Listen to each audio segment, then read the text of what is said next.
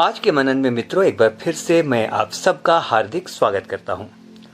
मित्र, धन्यवाद करता हूं आपके निरंतर आने वाले संदेशों के लिए, जिसके द्वारा आप धन्यवाद के भाव को परमेश्वर के लिए प्रकट करते हैं कि आपको इन मननों के द्वारा लगातार आशीष मिल रही है। मित्र, तो चलिए आज का मनन शुरू करते हैं। कुछ सवाल सबसे पहले मैं आपसे करना चाहता हूं। क्या आपने कभी नोट किया है कि कई बार कुछ समस्याएं हमारे जीवनों की समाप्ति ही नहीं होती हैं? वे लंबे लंबे लंबे समय तक चलती रहती हैं, जैसे लगातार घाटा होना, बेवजह भारी खर्च हो जाना, कुछ ऐसी बीमारियों का लगातार पीछा करना जिनका कारण ज्ञात ना हो। सारे टेस्ट करा लिए और सब कुछ नॉर्मल है, डॉक्टर कहता है एवरीथिंग इज नॉर्मल, लेकिन बीमारी बनी हुई है, समस्या बनी हुई है ना। कुछ पौधे लगाए हैं जो पूरी केयर के बाद भी सूख गए हैं। घर में विद्युत उपकरणों का बिना वजह फेल हो जाना या जल जाना, या अजीब अजीब प्रकार की घटनाएं होना जिनसे सोच भी नहीं सकते, उनसे झगड़ा हो जाना। ऐसी कई प्रकार की बातें हमारे जीवनों के अंदर अक्सर होती हैं। और निष्कर्ष ये निकला मित्र कि अक्सर हमें समझ में ही नहीं आता है कि ऐसा क्यों हो रहा है। Why it is happening? Why this is happening so? Why I am in this situation which I am unable to understand? तो मित्र, आज हम विचार करेंगे अज्ञात और अबूझ कारणों से जीवन में आने वाले शापों के बारे में। यानी ऐसे शाप जिनका कारण हमें पता नहीं चलता है कि ऐसा हो क्यों रहा है। We get confused. साथियों, ये बहुत ही महत्वपूर्ण विषय है, क्योंकि अन्य शापों के बारे में तो हमें पता है कि किन कारणों से शाप हमारे जीवन में आ रहे हैं, लेकिन जैसा मैंने ठीक अभी कहा, कई बार ऐसा होता है कि हमें समझ में ही नहीं आता है कि हमारे जीवनों में क्यों समस्याएं आ रही हैं। मित्र, समस्याएं तो सबके जीवन में आती ही हैं। हर समस्या को शाप से जोड़ना ठीक नहीं होगा, लेकिन यदि कोई समस्या लंबित हो जाए, लगातार चलती रहे, उसकी व्याख्या ना हो, कुछ समझ में ना आए और उसका प्रभाव ना सिर्फ एक व्यक्ति विशेष पर लेकिन उन सब पर पड़ने लगे जिनसे वो व्यक्ति संबंधित है, जैसे पूरा परिवार चपेट में आ जाए इत्यादि, तो समझ लेना चाहिए कि संभवतः यह शाप हो सकता है। संभावना है कि यह शाप हो सकता है। आइए मित्र, अब मनन में आगे चलते हैं। कई ऐसी बातें हैं जिन पर हमारा ध्यान ही नहीं जाता है कि इन बातों की वजह से भी हमारे जीवनों में शाप आ सकता है। We just do not think in this way.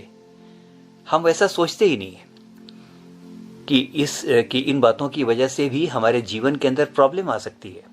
आइए आज दो बातों पर विचार करेंगे। तो सबसे पहली बात जिसकी वजह से मेरे आपके जीवन के अंदर शाप आ सकते हैं, वो है लूज टॉक करना। लूज टॉक, आप इसका अर्थ जानते हैं ना, लूज टॉक करना। भजन संहिता 41 उसके 6 में लिखा है, और जब वह मुझसे मिलने को आता है तब वह व्यर्थ बातें बकता है, जबकि उसका मन अपने अंदर अधर्म की बातें संचय करता है और वो बाहर भी जाकर इसकी चर्चा करता है। मित्र, यहां पर दाऊद एक ऐसे मनुष्य के बारे में बात कर रहा है जो व्यर्थ बातचीत करता है। The person who is doing the loose talk. यहां अगर ध्यान से देखें तो ये एक ऐसे मनुष्य की चर्चा है जो शायद बहुत दुष्ट नहीं है, लेकिन उसे बेकार की बात करने का खूब शौक है। कुछ लोग बिल्कुल चैटर बॉक्स होते हैं, नॉन स्टॉप लगातार बोलते चले जाते हैं। मित्र, ऐसे लोगों को आप जरूर जानते होंगे जो बहुत बात करते हैं इसके उसके बारे में, है ना। उन्हें यह भी पता नहीं होता कि उनकी बातों को दूसरा किस प्रकार से लेगा या उन बातों का क्या प्रभाव किसी दूसरे के जीवन पर पड़ेगा। ऐसे लोग कई बार अनजाने में सत्यानाश का कारण बनते हैं। उनके कारण जीवन साथियों में फूट हो जाती है, नौबत तलाक और स्थायी झगड़े तक पहुंच जाती है, भाइयों के बीच में झगड़ा हो जाता है। और मजे की बात यह है कि जब ऐसे लोगों को आप टोकेंगे और पूछेंगे कि आपने ऐसा क्यों कहा, तो उनका जवाब होगा, अरे ऐसा हो गया, मेरा तो ये मतलब ही नहीं था, मैंने तो बस यूं ही कहा था, मैंने तो ऐसा है कि मजाक में ऐसा कहा था। तो इन लोगों को पता भी नहीं होता कि ये क्या कह रहे हैं, उसका इम्पैक्ट क्या होगा। लेकिन जब तक समझ में आता है तब तक बहुत देर हो चुकी होती है। नीति वचन 10 उसके 23 में वचन कहता है, मूर्ख को तो महापाप भी हंसी की बात जान पड़ती है। साथियों, मैंने पहले भी कहा था, जहां बहुत बातें होती हैं ना, वहां दुर्घटनाएं होने की संभावना होती है, बात बिगड़ने की संभावना होती है, क्योंकि हम में से कोई भी परफेक्ट है ही नहीं। बहुत बातें करने से हम गड़बड़ ही करेंगे, वरन मैं कहूंगा हम गड़बड़ करेंगे ही करेंगे। नीति वचन 10 उसके 12 में वचन कहता है, जहां बहुत बातें होती हैं वहां अपराध भी होता है, परंतु जो मुंह को बंद रखता है वह बुद्धि से काम करता है।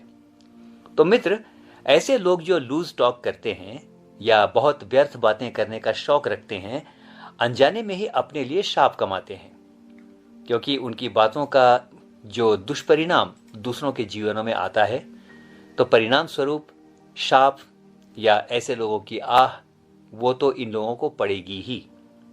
तो इसलिए बहुत ध्यान दें कि हम पृथ्वी पर हैं और परमेश्वर स्वर्ग में है। पृथ्वी पर हमारे वचन थोड़े ही हों और व्यर्थ बातें हम ना करें, खासतौर से ऐसी बातें जिनके द्वारा कि कहीं किसी प्रकार की कोई दुविधा या उलझन होती हो। हमें तो नहीं पता कि हमने तो सिंपली बोल दिया। एक बार मैं किसी भाई से पूछ रहा था, उसने कहा, भैया मैंने तो सिंपली बोला था, मेरा मतलब ये नहीं था। लेकिन मैंने कहा, आपका मतलब बेशक ये नहीं था, लेकिन वहां पति पत्नी में झगड़ा तो हो गया ना, और अभी तक उनके बीच में अनबन बाकी है, अनबन अभी भी चल रही है। तो मित्र, ध्यान दें कि लूज टॉक करने से बचें, क्योंकि हम बहुत बार नहीं सोचते इन बातों का प्रभाव क्या होगा, लेकिन अनजाने में हम अपने लिए शाप कमा लेते हैं। दूसरी बात मित्र, यह भी बहुत जरूरी है। आपको ऐसा लगेगा कि मैं दकियानूसी बात कर रहा हूं, लेकिन it is very important which I feel.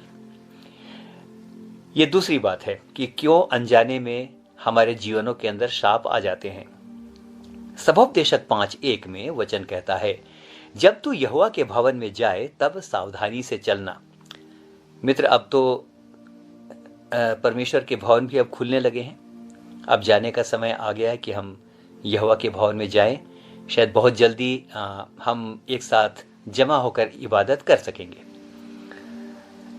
तो एक बार फिर से रिपीट करूंगा, सबोपदेशक 5:1 वचन कहता है, जब तू यहोवा के भवन में जाए तब सावधानी से चलना।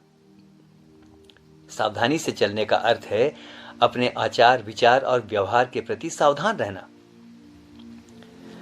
मित्र, वचन कहता है कि पुराने नियम में जब लोग परमेश्वर के भवन में जाते थे तो यहां तक लिखा है कि वे दबे पांव चलते थे। दबे पांव, ये इज्जत देने का एक तरीका था। जब वो यहोवा लिखते थे, पुराने समय में तो कलम का इस्तेमाल होता था, तो जब वो यहोवा लिखते थे तो लिखने से पहले नहा करके आते थे या कलम को तोड़ देते थे। ये बात मैंने पहले भी आपको बताई है। तो सावधानी के साथ चलने का अर्थ बहुत गहरा है कि हमारा व्यवहार परमेश्वर के भवन में कैसा है। सुनिएगा, भवन में कुछ भी अशोभनीय पहनकर आ जाना, जोर जोर से भवन में हंसी मजाक करना, और वो भी व्यर्थ बात पर किसी का मजाक उड़ाना, ऊंचे शब्दों से वाद विवाद करना, भवन में अभद्र भाषा का प्रयोग करना, सेवकों की निंदा करना, बेढंगे तरीके से उठना बैठना और गंभीरता का पालन न करना, ये बहुत सीरियस बातें हैं। आजकल मित्र ऐसा हो गया है कि लोग इन बातों पर ध्यान नहीं देते हैं। हमारे लिए इन दिनों या ऐसे लोगों के लिए इन दिनों सब कुछ नॉर्मल है। It is rather neo normal. Normal है बिल्कुल, ये तो होता ही है। वे कहते हैं, भाई समय बदल गया है। आप क्या बात कर रहे हैं? वे कहते हैं, भाई समय बदल गया है। तो मैं कहता हूं, भाई समय बदल गया होगा, लेकिन परमेश्वर नहीं बदला, उसकी पवित्रता नहीं बदली, ना उसको सम्मान देने का तरीका बदला है। वो आज और कल और हमेशा तक एक सा है। ध्यान से सुनिएगा, एक सेंसिटिव बात इस समय बोल रहा हूं। महिलाओं की तो बात ही छोड़ दीजिए। अक्सर लोग महिलाओं के पीछे पड़े रहते हैं ना।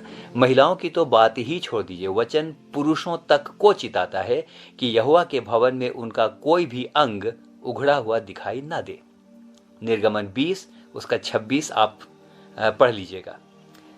मित्र, सिर्फ स्त्रियों को दोषी कहना वचन के अनुसार सही नहीं है। हम सभी उसकी संतान हैं और हम में से हर एक का उत्तरदायित्व है कि हम अपने आचरण के द्वारा, अपने कर्मों के द्वारा, अपने व्यवहार के द्वारा हम परमेश्वर का सम्मान करें, या उसका भवन हो या बाहर हो। We should pay the reverence to God, क्योंकि परमेश्वर का वचन कहता है ओनली ही इज रेवरेंट, वो आदर के योग्य है। एक बात और इस समय कहना चाहता हूं मित्र, आजकल नाचना और परमेश्वर के भवन में कैजुअल रहना, बिल्कुल कैजुअल है ना, धर्मशास्त्र को कहीं भी रख देना, उसकी इज्जत नहीं करना, भविष्य फल देखना, शुभ अशुभ के पीछे पड़ना, पारिवारिक प्रार्थना में भी यूं ही तरतीब से नहीं बैठना, इत्यादि बातें इतनी नॉर्मल हो गई हैं कि हमें पता भी नहीं चलता है कि हम इन बातों के द्वारा आशीष नहीं कमा रहे हैं बल्कि शाप कमा रहे हैं।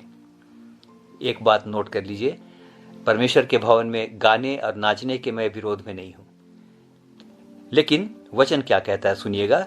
संत पौलुस कहता है परमेश्वर ठट्ठों में नहीं उड़ाया जाता। पहला कुरिन्थियों 14 उसके 40 में देखिए क्या लिखा है। यहां पर संत पौलुस उस समय की कलीसियाओं को चिताता है। यहां लिखा है सारी बातें सभ्यता और क्रमानुसार की जाएं। तो मित्र, कई बार हमें भी नहीं पता होता ना कि इन बातों की वजह से लोगों के जीवन में शाप आ सकता है, हमारे जीवन में आ सकता है। आइए अब आज के मनन को समाप्त करते हैं। आज कुछ ऐसी बातों की चर्चा हमने की जिनके बारे में हम शायद सोच भी नहीं सकते कि शायद इन बातों के कारण भी हमारे जीवनों में शाप बना रह सकता है। तो मित्र, आज के मनन का उद्देश्य किसी की निंदा करना बिल्कुल नहीं है, किसी को बुरा कहना बिल्कुल नहीं है, लेकिन हाँ ये कह सकता हूं कि कई बार इग्नोरेंस भी हमारे जीवन के अंदर समस्याओं का कारण बनता है। Ignorance becomes the problems sometimes.